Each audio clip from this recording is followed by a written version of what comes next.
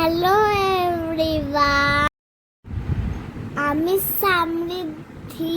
আমার favourite recipe তোমাদের সাথে শেয়ার করছি। আমি মাকে কুকিংয়ে হেল্প করব। মা চিকেনটা ধুয়ে রেখেছিল, আমি চিকেনটা ম্যারিনেট করছিলাম।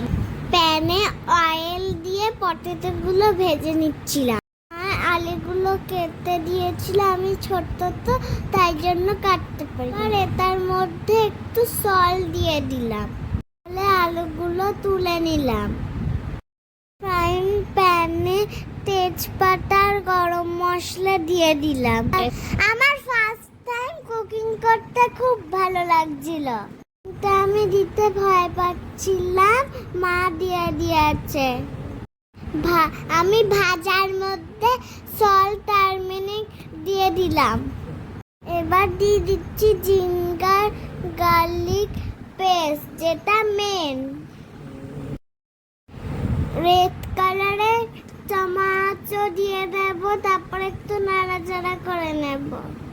চিকেনগুলো এখানে দিয়ে দিলাম, ভালো করে কষিয়ে নাড়াচাড়া করে নিলাম। সুন্দর একটা স্মেল আসছিল। আমি তো ছোট, তাই জন্য একটু বেশি সিদ্ধ মাংস খেতে ভালোবাসি।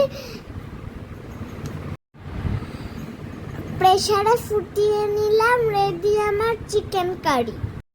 মা আর আমি চিকেনটা অনেক মজা করে খেলাম।